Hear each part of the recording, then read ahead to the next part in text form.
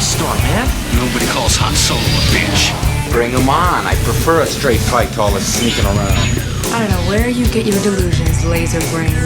Oh, come on, bro. It's the wars. All right, so we've entered this interesting phase of Star Wars where it seems every time we turn around, there's some alum from the prequel trilogy or the original trilogy talking somewhere. This is The Wars and More. I'm Joe, and of course with me is my good buddy Doug. Hey, Doug, how you doing this week? Doing pretty good, Joe. How you doing? I'm doing all right. Doing all right. Can't complain. Right. Wouldn't do any good if I did. That's right. Nobody cares, Joe. So, this is odd, right? What's odd?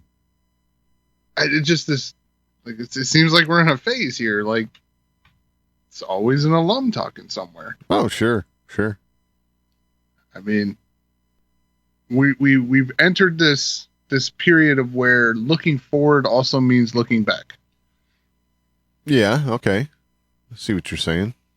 And yeah, I mean, like The Mandalorian. I mean, it's forward, but we keep looking back. Yeah.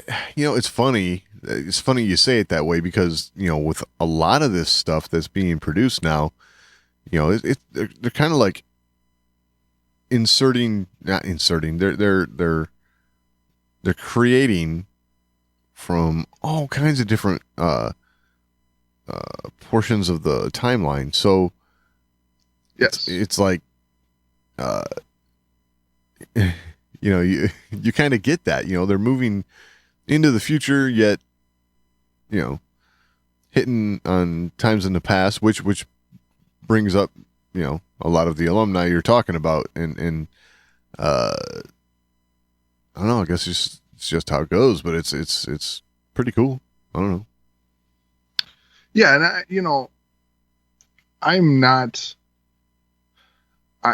I would not be surprised if, like, when we enter the next phase, like this is the middle portion, right? We left the sequel trilogy. We're stepping back right now to the familiar.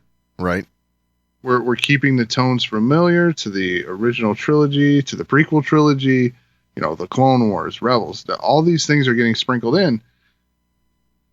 I have no doubt that the future is probably going to be the High Republic era or something like that. We're going to move out of this and into that for a time and then probably come back to this. Like, we're going to go through these swings where, okay, we did the familiar for a while. Now we're going to go do something new. And then we'll come back to the familiar. In some ways, I almost feel like, well, I shouldn't say that because I don't know. I almost feel like they're kind of jumping the gun with trying to move away from what we know in Star Wars, but I don't know. I guess my thought is that they kind of figured out that they had to still hang on to the fan base that is still here, right?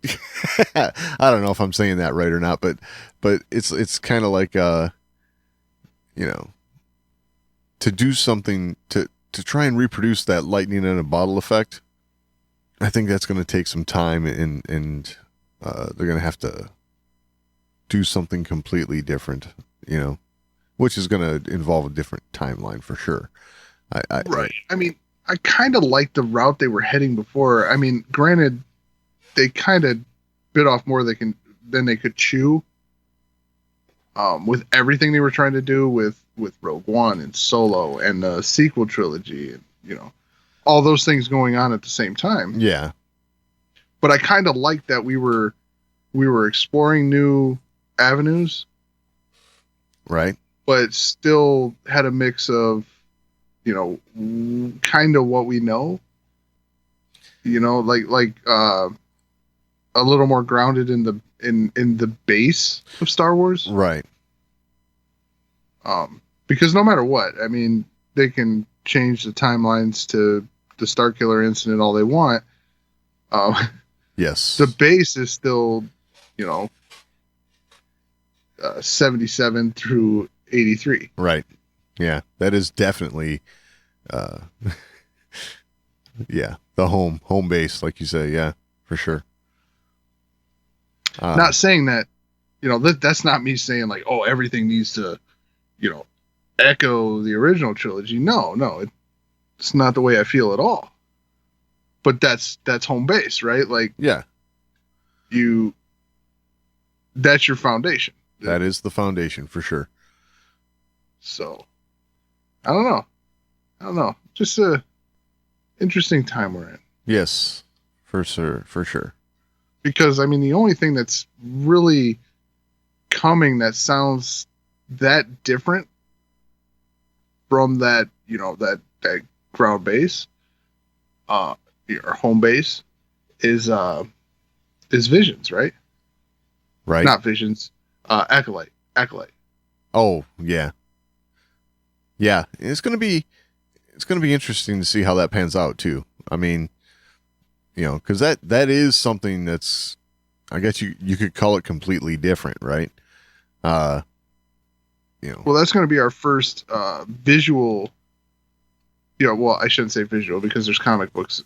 Comic books are visual, but it's going to be our first on-screen foray into the High Republic era, right? Yeah, I suppose if that's High Republic era that it's happening in. I'm pretty sure it is. Okay. Then this is going to be kind of like a parallel story to what's going on in the High Republic, as I understand it. It's not going to necessarily be a High Republic story, is it? No. I just think it's set in that timeline. Yeah. Or around that timeline. Yeah. They haven't said, oh, it's gonna be, within that, acting universe, right? That acting story. Right. I think it's going to be a standalone story within that time period. That's it. Yeah, makes sense. Because, I mean, if they tried to tell a story that's within, that series of books or something like that, that's a misstep. I totally agree. Because, and it's not because there's anything wrong with it or anything like that, but just you're going to cater to a very particular audience and you're not going to garner much enthusiasm for it. Right. Because if people feel like they're going to have to read, and I say people, but if people who don't read Star Wars books feel like they have to go invest time into these books in order to understand what's going on for this film that's coming out, it's going to be a put off, right? Exactly. Unless the film is able to stand on its own, then it could draw people into that time period. You know what I'm saying? Oh, agreed. And if it's, if it can stand on its own and do that, then maybe it's the right move, But well, I think that's the effort here, right? By just being in that timeline and not, being in that timeline and not being dependent on the stories that are existing, being its own story separate from the novels and books and things like that. That's how it would stand on its own, right? Because it doesn't have any threads that you might need a little bit of information from this book or that book to completely understand. Right. The better option would be to tell a completely separate story and then maybe do books later. Well, Star Wars has been good at this for years. A good way to kind of do this is if you're going to tie it in at all, some of the ancillary characters that might be in this movie also have important roles in this book series, right? But maybe not necessarily such a big role in the film itself. So, because that's we've got books on the Cantina Band. You know what I'm saying? It's right. So, yeah. So what's this got to do with alumni? What? I think we went down a rabbit hole. Right there, that's what we call a rabbit hole. Exactly. I mean, it's not even really like a rabbit hole. It's more like chasing a squirrel. You know, Yes, we saw a squirrel and went running after it. Yes, we did. But I think we made some good points. I like it. Yeah, nice, subtle way of pointing out that, hey, we're off topic. Yes, but hey, I think the people can follow us. That's all right. So alumni. Yeah, we talked about Star Wars alum. Right. Mark Hamill was on Fallon. Of course he was. To discuss Masters of the Universe. Absolutely. So he's voicing Skeletor, but anytime anyone anywhere near Star Wars goes anywhere, of course, you got to talk Star Wars for a second. Absolutely. So Fallon went straight he was gushing. Right. Yeah. Which I guess you have Mark Hamill on, right? Yeah, yeah. So one would tend to, I guess. Yeah. Luke freaking Skywalker. Yeah, exactly. So, but of course, his appearance in The Mandalorian, the final episode of season 2, started off the conversation. Right. And Fallon kind of asked him about it. Like, I mean, yeah, he kind of mentioned it, and then Hamill just volunteered an explanation. Okay. So let's listen to that. And talk about unexpected. I had finished playing that part. I never expected to do it again. I thought if they ever tell stories of Luke in that period, post the originals and pre-sequels, they'd get an actor, an age-appropriate actor. So when Jon Favreau and Dave Filoni told me about what they wanted to do, I was just stunned. Oh, yeah. I mean, I think he said flat out, he's done. Not like, oh, they're not going to bring me back. I thought they were just going to use... No, he said he was done. Right. Yeah. Yeah, there's no more Luke Skywalker. He's told the stories he needs. He's done the stories he needs to do. Yes. His character had run its course. Absolutely. Yeah, I think I recall those conversations with Mark as well. Yeah.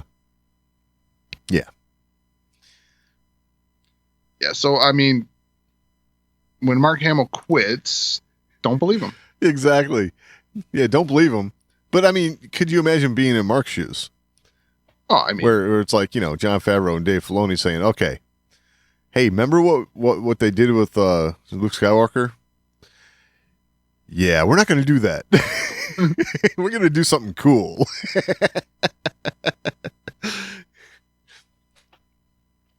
Yeah, you remember this thing you said about, Mark, Luke Skywalker, the teacher, the right Jedi Master. Like, yeah, that's what we're going to do. Yes, exactly. Not only that, but we're like kicking it off. Yeah. I could only imagine, from Mark's perspective, that would be enough to draw him back in.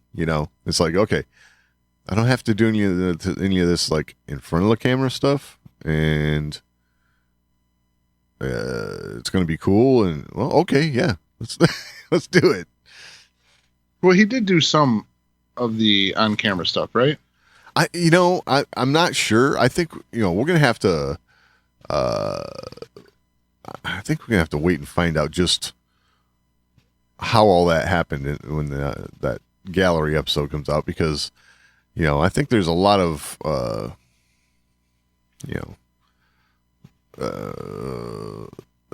speculation this way and that on how all that happened.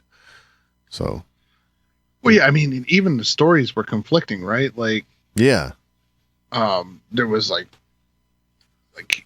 did he meet Katie Sackhoff? Did he not? Right. Yeah, all that kind of stuff. There was that whole jazz. Like, was he actually on set? I mean, they said he was on set, but then the way they were talking about it sounds like he wasn't actually there. Right.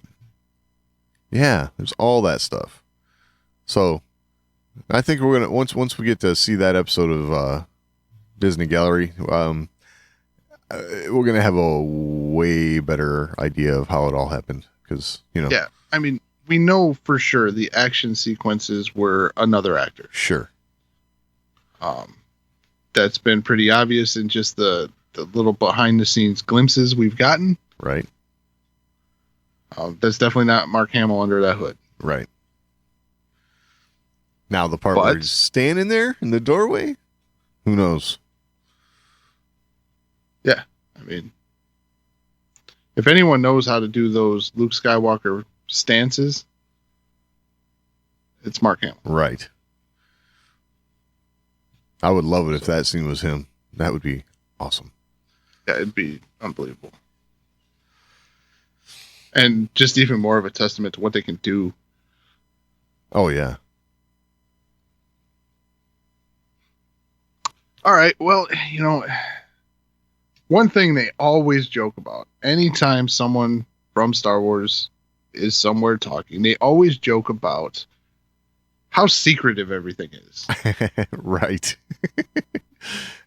So I just thought this was funny and worth a listen. One of the main things with Mandalorian is you are sworn to secrecy. I can't even talk about it with my family, even now. It's only been out since, beginning of the year. And Yep. It's only been, 6.5 months? Yeah. Yeah, he still can't talk about it. That's funny. It is true though. Every actor, so let's talk Star Wars. Can't do it. Sorry. Yeah. There's always something though. They always let some little nugget out though, don't they? I mean, I think it's all intentional. It's planned, They trickle stuff out to us, because we clamor for every bit of it, but whenever they say, I can't really talk about that, but there's this one little thing that I can say, Right. I mean, Mark was always good for that, right? Like, oh yeah, you could always get a little nugget out of Mark. right. Like all through the sequel trilogy, you'd get little bits and pieces from him. Oh yeah.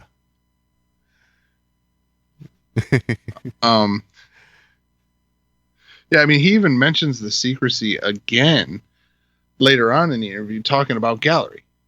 I mean, he's like, I can't talk about it. Wow. He's like, but I can tell you, it comes out on this day, and it might answer some of your questions. Right.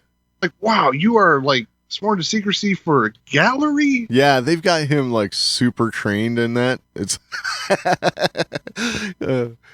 don't forget, Mark. If you let out any secrets, we take your right hand. It's right. Yeah. Like you said before, if it leaks, we know it's you. Yes. Yes, that's right. That is true. Oh, I mean, yeah. Yeah, it is pretty crazy though. This behind the scenes look, and they're like, oh no, don't talk about it.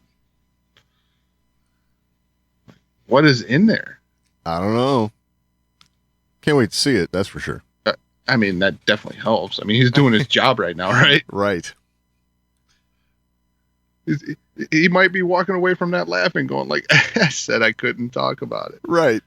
Yeah. They're all going to be losing their mind. Like, what's in there? Well, that's definitely what that was for sure. Oh, yeah. They know what they're doing. They know what they're doing. Okay. So action figures. We talk about action figures from time to time. I like to collect. I dabble, right? Sure. And there's a running joke from me, right, that anything Black Series is, they call it Black Series because you can't see it. Right. It's like it doesn't exist. Yeah. So,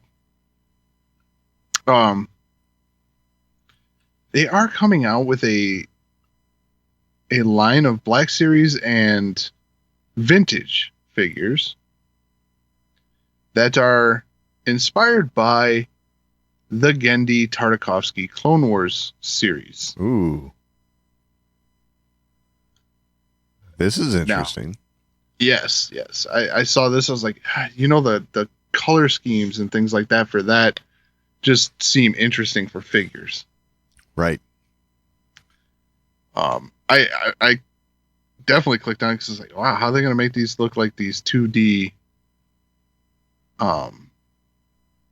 characters, right? Yeah.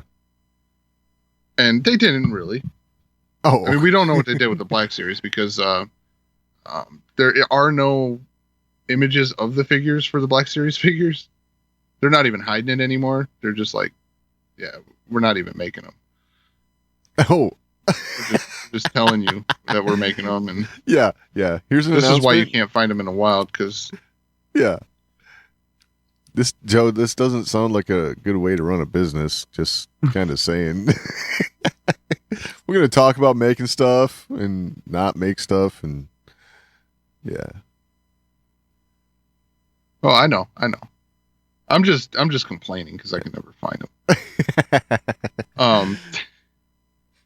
I mean, it's getting crazy. Like they limit. I don't know if they're just over limiting them or what. Like these things go on sale, pre-sale, and within, hours, they're gone. Right. Well, I can't order figures at 1:00 in the afternoon. Yeah, this is a problem. Working. This is a problem.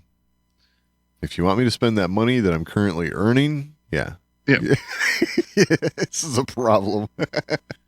Yeah. So, and yeah, like I said, they got these images from the series, and then it says on there, it's got the Black Series logo in the bottom. It says entertainment image only, product not yet final.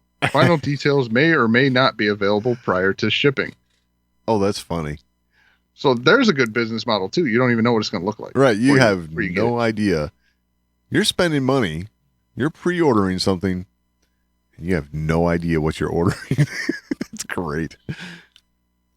I mean, I'm sure it'll be a certain character, but you have no idea what it's going to look like, how it's going to fit in your collection. Yeah. Right.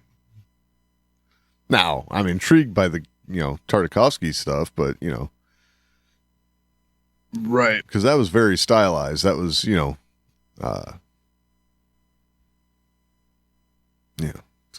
got a certain look to it. Yeah, and I don't know if they're doing the same thing with the Black Series figures as they are with the vintage figures, because the vintage figures look like they're just repack isn't the right word because they're restyled. Okay. But they're existing figures with the upgraded color palette essentially. Oh, okay. Huh. So they just updated the colors to match the palette of the series, but it's reskinning old figures. Gotcha. Now, man, if that's what they're doing with these, wow. I wonder if man, I don't know, because like I said, these are very stylized. I would think that they would actually have to make some changes. You know what I'm saying? Because these are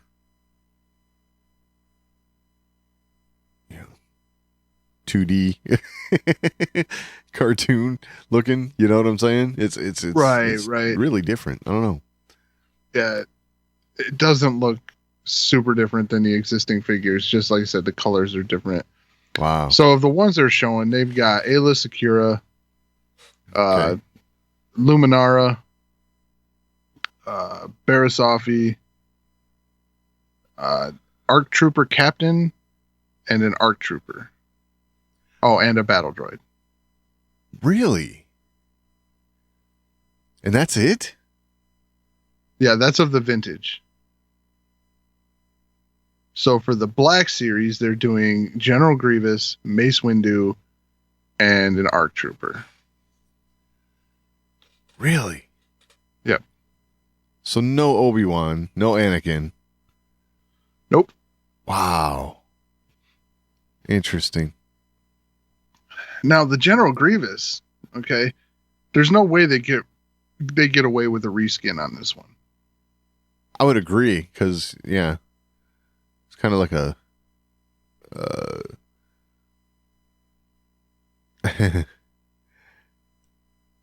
like the Gandhi version is like a stripped down version of the other one, kind of. Yes. Yeah. Yeah, it's a lot less detailed. Right. A little more covered up. Yes.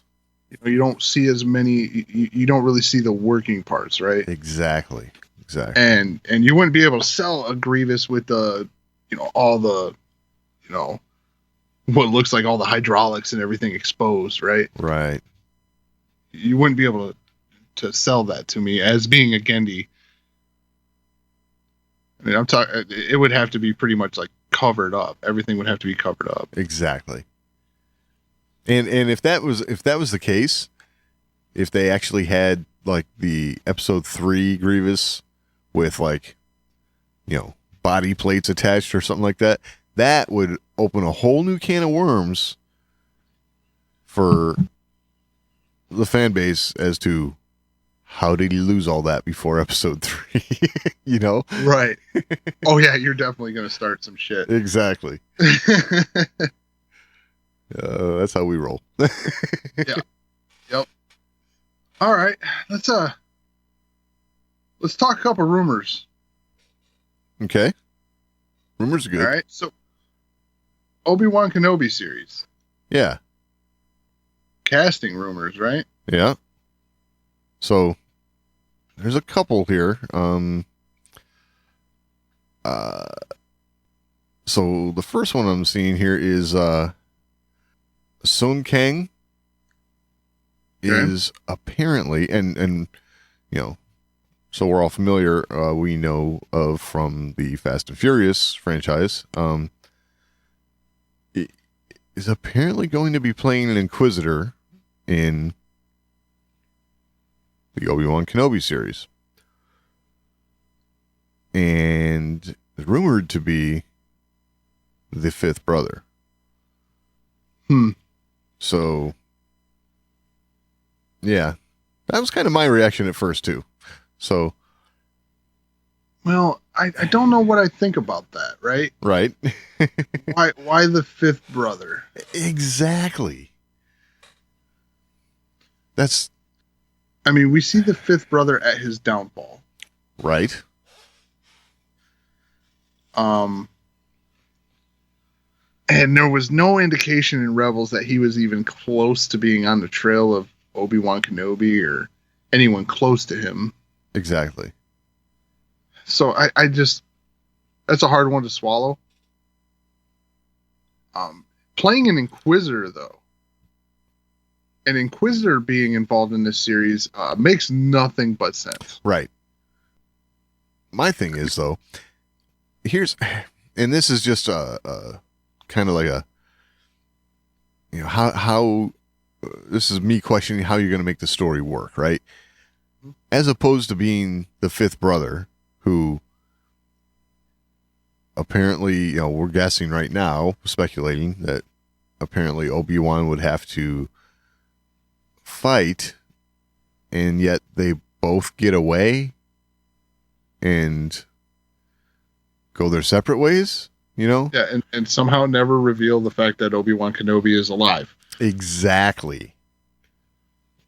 It would make more sense to me that he's maybe like the 3rd brother or something like that. And, comes across Obi-Wan Kenobi and he takes him out and never has a chance to report back to the Empire. Something like that makes more sense to me than, him being the 5th brother. We always tend to jump to this, right? He's going to be an Inquisitor. Ooh, it's got to be this one that we've seen before. Why? Why can't it be somebody new? This is where, we talked earlier about all the familiar from the original trilogy and whatnot, or even from prior shows. It doesn't always have to be. We know that there are Inquisitors now from those shows. It doesn't have to be the same Inquisitors. Right. I don't know. Interesting though to me. We have that tendency to do that. Yeah. So, uh-oh. I just lost my other rumor. So, I know when that happens. Yeah, I know. Oh, that's bad. Let's see here. All right.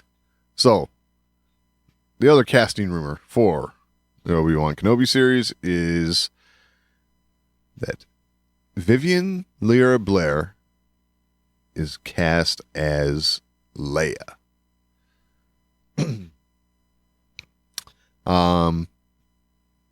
Now I gotta say I'm not very familiar with her, and it says here what we would know her from would be Bird Box and We Can Be Heroes. And again, okay, saw neither of those. So. Yeah, I'm not familiar with either of those either. So, there's a photo, and okay, young girl, clearly from the time frame, be young girl. I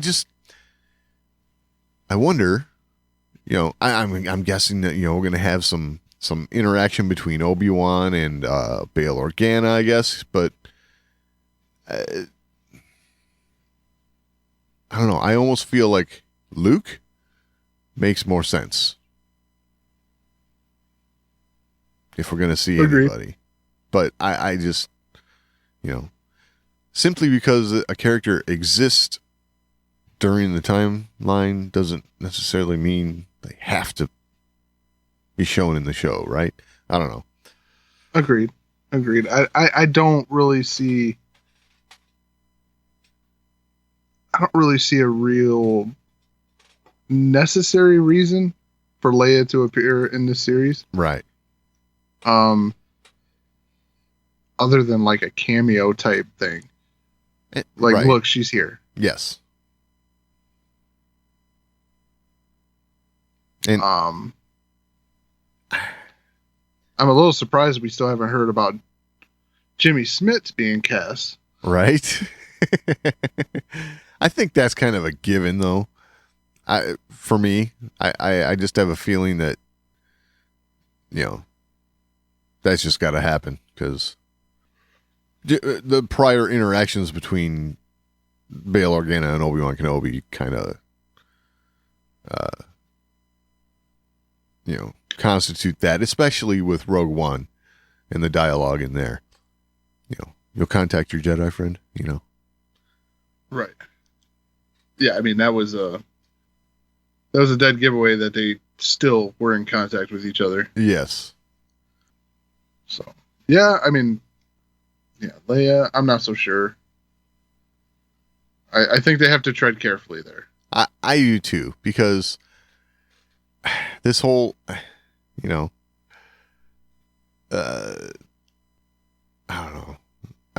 I don't want them to focus too much on that sort of thing. This is, and they probably won't, and I'm probably worrying about nothing, but this is Obi-Wan's story. This is his deal, and that's what I'm really interested in seeing.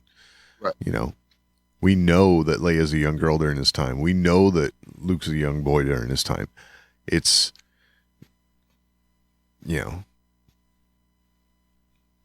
but something's got to happen with Obi-Wan, that's the thing.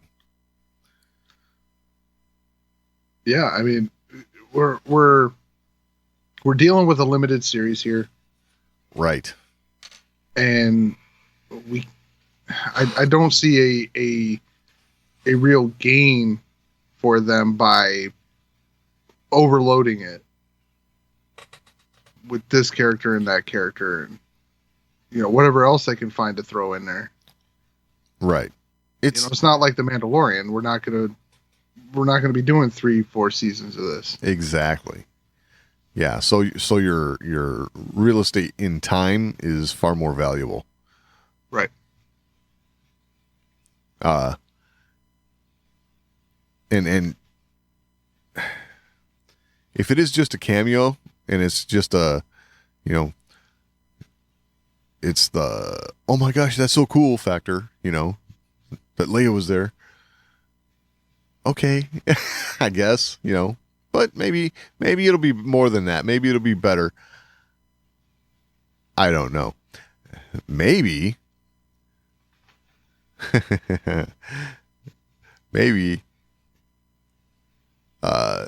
Leia could be the why Obi-Wan has to leave Tatooine, right? Maybe he gets a call from Bail Organa. Someone kidnapped my kid. I need your help. Who knows? But I mean, I get the impression from Leia's message to Obi-Wan that they have not met. Good point. That is true. Yeah. Here's how I know about you. I need your help. Yeah. You're our only hope. Huh. So, yeah. Yeah, the message didn't lead off with, like, I haven't seen you in years. Right. Exactly. Yeah, it's been like 10 years since we last spoke. No. Yeah. Years ago, you fought with my father during the Clone Wars, yes. Yeah. You served my father. Yeah. You're right. You're absolutely right. She was using an emergency contact that was given to her by her father that she had never met. Exactly. So, yeah, they might have to tread careful with this one. This will be interesting. Yeah, I mean, we'll see. We'll see, right? Like, yeah, I know they're good at this. I wouldn't expect them to go crazy with this. No. But if there is any weight to these rumors, I feel like the need to put in stuff that we've seen before is unnecessary. I mean, we have that. We have Obi-Wan Kenobi. What else do we need? Right. Exactly. I mean, it's about Obi-Wan Kenobi. Now on the other hand, other characters, actors, bringing back Hayden Christensen, that just makes sense, especially if there's going to be the flashbacks like are rumored to be. Right. Always rumored to be, by the way. True. Everything that comes out, they're like, oh, yeah, they're going to do flashbacks. Like, since when? Well, here's the thing. We're going to do flashbacks now because George never did. Yes. But. That's the criteria now? I guess. I don't know. But I mean, it almost feels that George way. Never did it. Let's do that. Exactly. That's kind of what it feels like sometimes. At least that's what it seems like a lot of fans are clamoring for, We got to do something completely different from what George did. Wait. Then it's not as Star Warsy, is it? I mean, now there's been a couple flashbacks recently, and they worked out, and some would argue that the whole prequel trilogy was a flashback, right? But, you know what I mean. Yeah, I mean, I guess a prequel to anything's a flashback if you want to go that route. Yeah. Yeah, I mean, we'll keep an eye out, right? Like, yeah, see if these, seem to gather any more steam. Yeah. I personally don't see the fifth brother being in the show, nor much out of Leia, if Leia at all. Right. I think this is someone who looks like they could play Leia, so they're just saying, yeah, it's Leia. It's a good point. Could be someone completely different. Yep. Well, now we got something to look out for. Have something to add to the conversation? Or you just want to let us know how we're doing? Email us, show@thewarsandmore.com. That's the best place to get in on the action. But if social media is a little more to your liking, @TheWarsandMore on Twitter is always a good place to interact with us. And we're also on Facebook, facebook.com/TheWarsandMore. And of course, your portal to this and everything else, The Wars and More, is thewarsandmore.com. All right. The Bad Batch time. And this week it actually was the Bad Batch. Yes, it was. That's funny. Yeah. All right. So yeah, we're talking season 1, episode 12, Rescue on Ryloth. Yep. This is where I was maybe I was just hoping, but I was kind of anticipating some sort of a, maybe they would kind of like nab Crosshair and yank out his chip and, return him back to, the Bad Batch crew. And, that was going to be the rescue, along with, the Syndulas, but that was not to be. Yeah. I was just kind of, maybe I was hoping for that, but I got a feeling they're going to let this play out a little longer. This Crosshair thing. Yeah. And I honestly think that this saga with Crosshair and, the rest of Clone Force 99, I think this is going to end with Crosshair's demise. Like it could. I'm leaning more and more towards they're not going to be able to save him. Right. But do you think he's going to get turned back before he, takes his last shot? It's possible. I don't want to jump straight to the end, but I'm gonna. Okay. That moment with Hunter looking out the viewport there. Yeah. Down at Crosshair, and Crosshair kind of looks down. Almost like he had some feels for a moment. Okay. I got you. I mean, did you get that vibe from that? I sure. Like maybe there's just a slight battle with that chip still going on. Maybe. I mean, and it takes the calm after the battle for him to feel that. Maybe. Something to support your thought here is, he took a couple pot shots at the ship as it took off and missed. He's we saw in the last episode from a position similar to that, he could hit a ship coming in no problem. So I don't know. Did he miss on purpose? I don't think so. I think it was reactionary and just right. Popped a few off hoping they would hit. Right. With the other one, he had time to set up his shot. It's true. He was in a position where they were leading them. Right. So he knew where his best shot was going to be, right? He's a sniper. Yes. He knew where to pick his shot. He set it all up in advance. Yep. It's true. You give a sniper that kind of advantage, they're not going to miss. Right. So yeah, I don't feel like he missed on purpose. I just feel like he maybe had a moment and it was fleeting. Right.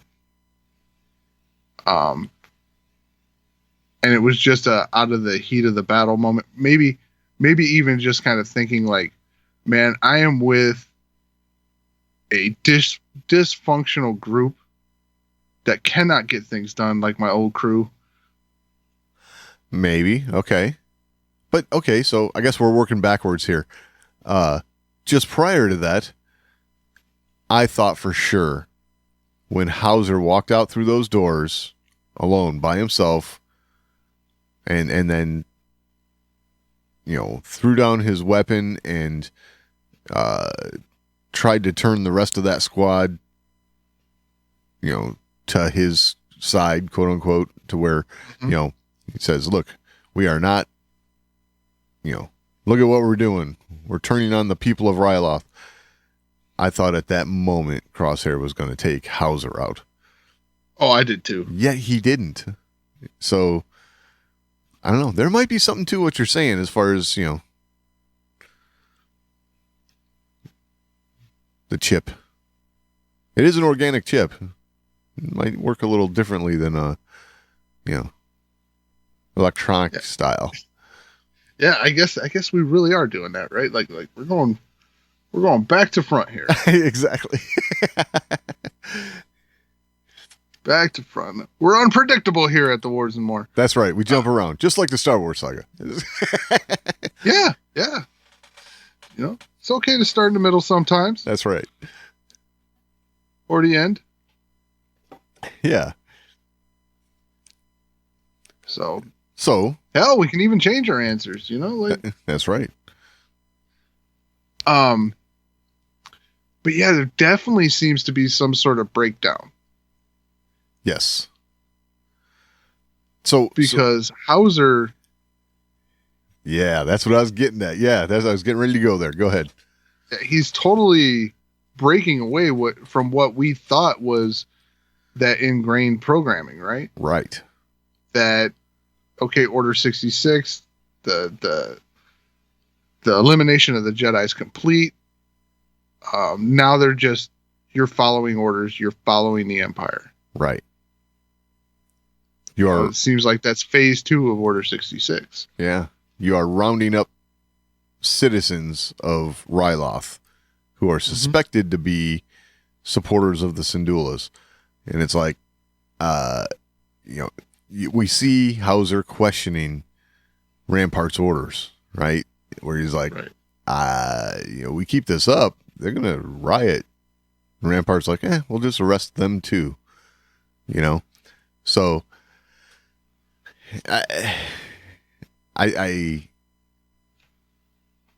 the whole episode, Hauser's been like, struggling with this. So for me, I'm really getting Finn vibes off of him. Oh yeah, like where Finn, you could tell, is like, we just attacked this village. These people are just trying to look out for themselves, and we just destroyed them. So. Right. I don't know. I think this is a sign that things are going to start happening with the clones here. So, might make agreed. interesting. Yeah. Well, I'll come back to that. I'm not going to say that point right now. Okay. Just as the interest of maybe trying to keep a cohesive point going first. Sure.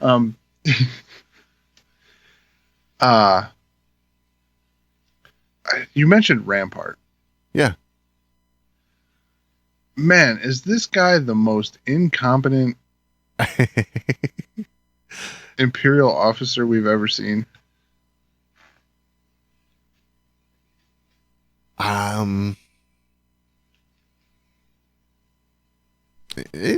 He's up there, yeah.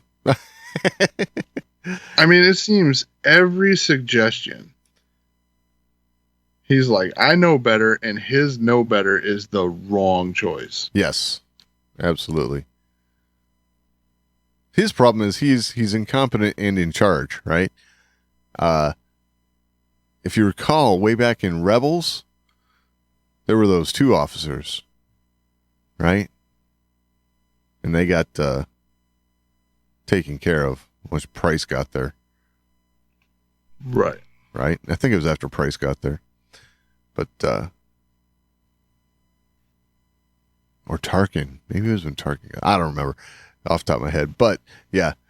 I was going to say, if there's anyone who's going to rival Rampart's incompetence, it's those guys. But, Rampart's doing a lousy job for sure. Oh yeah, I mean, terrible. I think it's mainly got to do with just the fact that he doesn't care, right? I don't care about the people's, willingness to follow the Empire here. We're just going to make them do it. Yeah, we're going to make them. That's, there's no, I guess he's just not politically astute, right? Right. His way of doing things is all by force. Yes.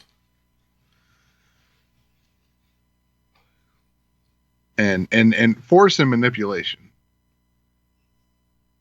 Right. Because he's manipulating that whole situation. He set up this, assault on Ornfrita. Yep. And is using that to frame the Syndulas. Yeah. Attempted assassination. But again, the thing is, he didn't do it very well, right? Because here he has Hauser questioning that too. And, I think it's this is good. This is a good road we're going down here. I think it's pretty clear that he's not as capable and competent as a Tarkin, right? Where Tarkin, he's thinking 10 steps ahead and he knows what moves he's going to make next, whichever way things go in the present. So, right. That's,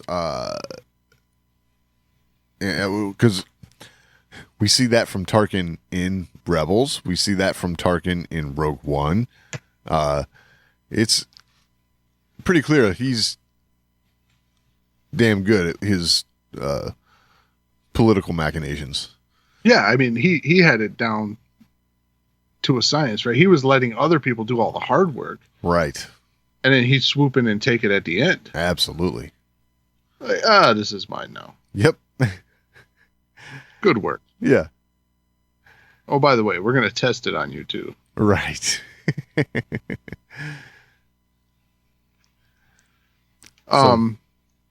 Yeah. So I just was thinking that about Rampart as I'm watching. I'm like, man, this guy's like, it's like they're trying to do a Callus again. Right. But like Callus was just met with misfortune. Yeah. And he was up against a Jedi. Right. Whereas this guy his arrogance is just unbelievable. It's blinding him to what's really going on around him. Yeah. Or like I said, he just doesn't care. Yeah, I think that's it. It's not blindness. It's he don't care. Yeah. We'll make them. Exactly. All right. So let's circle back to the beginning of the episode. Sure. And just I guess the meat of the episode as a whole. Okay. Hera again. Young Hera. Yep. Now faced with the situation of trying to get her parents out. Right. Reaches out to Omega. Yep. I kind of cracked up at that. You gave her our comm? Oh, yeah. Yeah. Don't ever give strangers your phone number. That's especially when you're on the run from the Empire, right? Exactly. Like... That was funny. But, clearly they hit it off. They're like friends now. And what was cool is seeing how Omega and Hera, you can see it in Hunter's eyes every time, he's having to tell Omega, look, and Hera, we can't do anything, right? The odds are just stacked against us. they end up coming up with their own plan, presenting it to Hunter, and he's finally like, all right, I can see this means a lot to you. We'll make this work. It's... Yeah, not only that, but it's a good plan. Right. And as it's executed, improvising, Hera gets to fly a ship. It's so it was kind of cool to get to see her dream realized. I can't say for the first time, but takeoffs and landings for the first time. So, right. That was cool. Well, we can see why her uncle didn't let her take off or land. Exactly. I loved text line. It was something like, yes, you're erratic flying. Erratic. Your dangerous and uncontrolled maneuvering is as confusing to us as it is to them. Right. Yes. Yep. So that was funny. Yeah. But yeah, she got to fly, and that was cool. It's almost like you're seeing the birth of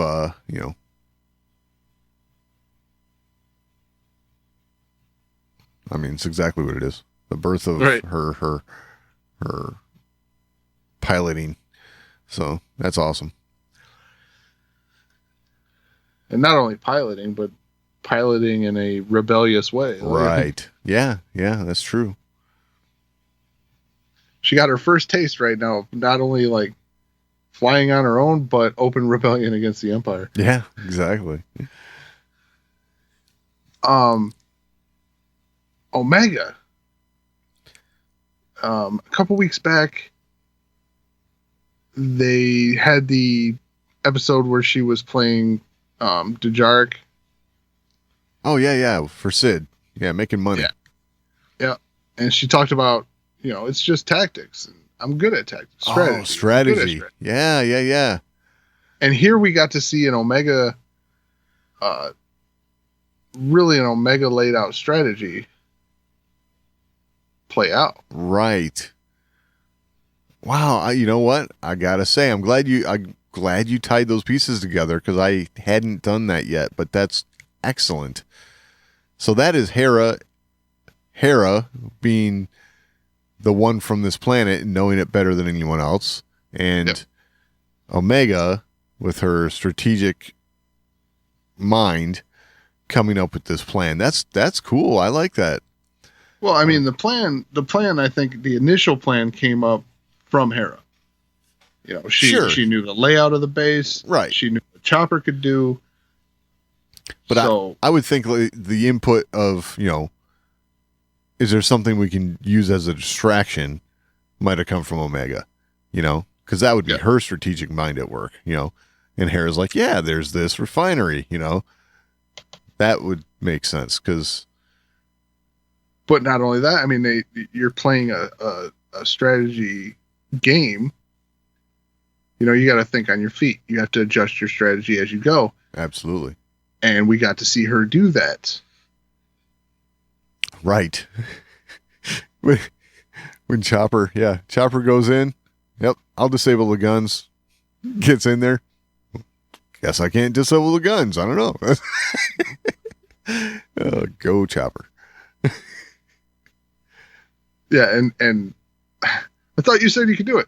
And then insert Chopper attitude. Right. I love that character. Yeah, it's fabulous. It was masterful to not only bring Hera back, but to bring Chopper along for the ride. Oh yeah. Really becoming one of my favorite droids. I just love that attitude, and I just feel like he's swearing at you. Oh, I'm sure he is. Yeah. All right. Other things in this episode. Well, one thing that I was thinking about, okay, and here we are jumping around again, going to the very end. Fine. It's what we do. Yes. So, gotta say, well, okay. Early on, Hera says, look, we'll pay you. But when offered money,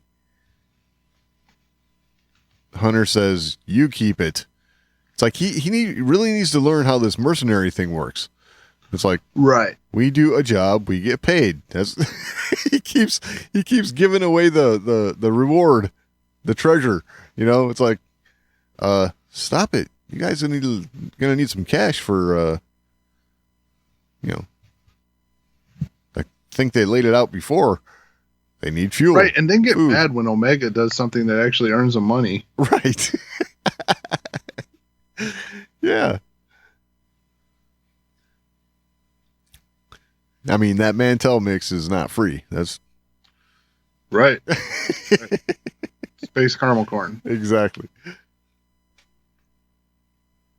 Yeah, that's a good point. I didn't. I don't know. I just thought it was funny. It was like, no, you keep it. You're gonna need it. It's like, how do you know? Are they just like leaving, go hide? But right, and this is one of those rewards you don't even have to give a cut, right? Like exactly. Sid had nothing to do with it. Sid doesn't even all yours. Need to know. Exactly. I mean, how are you going to fuel your ship without money? Right. Yeah, definitely bad business practice. Nah, it's on the house all the time. Right. Well, but at the same time, I mean, in this episode, Omega pointed out to him, because he's like, there's going to be lots of people that are, struggling in their fight against the Empire, and, we can't help all of them. And Omega pretty much says, but why?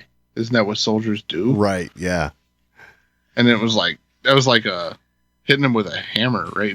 Exactly. So, here's another thing. We were talking Crosshair, right? The very end of this episode, Crosshair approaches Rampart. Rampart says, I guess I underestimated what your friends could do. And Crosshair says, request permission to hunt them down. He says, yes. Granted. So, I think that's foreshadowing what we're going to see moving forward here next episodes. So what do we got? 2 or 3 left? Something like that. Yeah. We're getting down to the wire. Going into, at least maybe leading up to a final confrontation with Crosshair. Right. I mean, I don't know. I mean, what do you think with where we're at in the Bad Batch so far? Do you foresee another season? I think there has to be. In order to make it. I can't see them concluding this in 2 or 3 more episodes, like completely. I think there's too many loose ends that are begging to be tied up. Yes. So, I think we need at least another season. Yeah.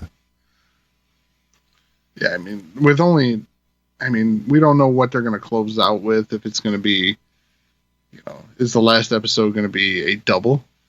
Right. It could be. We open that way. Yeah, it's something they like to do for openers, closers. Right. I don't know that they necessarily did it, a double at the beginning and a double at the end back when they were doing Clone Wars.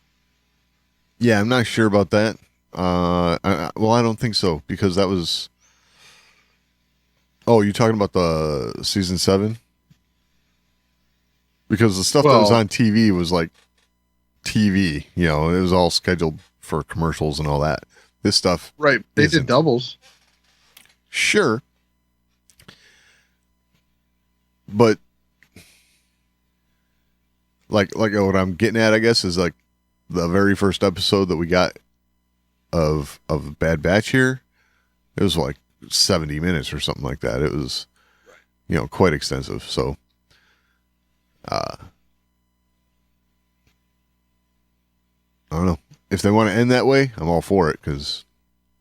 Yeah, I'm just wondering if that's what they're going to do because. Yeah, I mean, the way they're setting it up, it really feels like it probably should be another 70-minute episode. Right. 60-minute episode. That's what I'm hoping for. I'm just hoping to get confirmation that we're going to get another season. So I've not heard a word yet on that.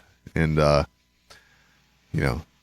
this point anyway, I'm thinking, I don't know how they're going to do it without another season. Right. Yeah, there's a lot to resolve if there's not. Right.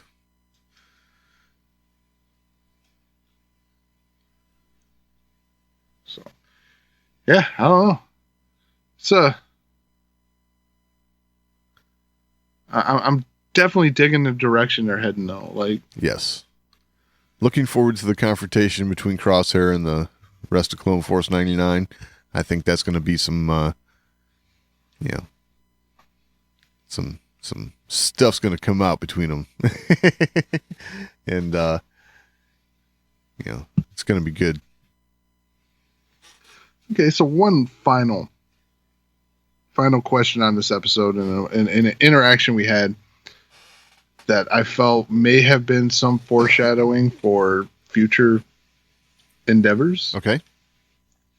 The final exchange between Hera and Omega. Yeah. Hera saying, "Well, I'm sure I'll see you around." Very matter-of-factly. Right. What are the chances we see...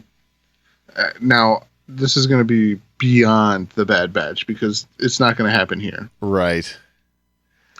But what are the chances we see a slightly older Hera and a slightly older Omega interact in the future? When you say slightly older? I'd say a few years. Okay. So this would be like some completely different show. Right. Oh, that I'm not sure about. It's possible. Because a lot of what I've been hearing lately is that we're going to end up seeing a live action Hera in something like The Mandalorian and a live action Omega, and they're going to be buds, So that's what I've been hearing. But who knows? I mean, that's out there speculation. You think Omega and her connection to Boba lends itself to a possible appearance in the Book of Boba Fett? Possibly. Yeah, that's another one that's been going around. Right. It's very possible. I mean, this, I will always harken back to Kathy Kennedy, announcing all of these shows,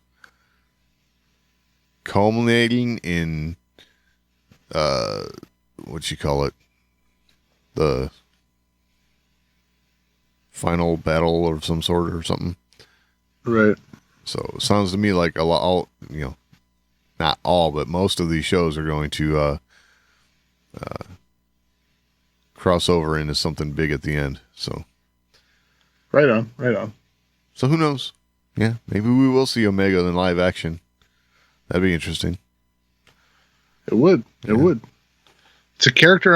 It's a character that's really growing on me. Right. And I'm interested to see more. Especially for the rest of the season, because the growth we've seen out of Omega just this season is pretty fantastic and not overdone at the same time. Right. So yeah, I'm really digging the character. I love what they're doing with this show. Yeah. There's something about her too that we're missing. Yes. Yeah, I'm thinking we're going to find out something. I'm just not sure what.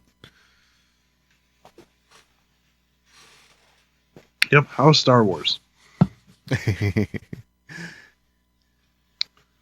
All right. Well, I think that about wraps it up this week, huh? Yeah, I think so. All right. Well, if you have anything to add, you can always email us, show@thewarsandmore.com. It's the best way to get a hold of us. We're also on social media. We're at The Wars and More on Twitter, facebook.com/thewarsandmore. You can find all that and all the ways to find the show over at thewarsandmore.com. Any final thoughts this week, Doug? No, I think that about covers it. All right. We will talk next week.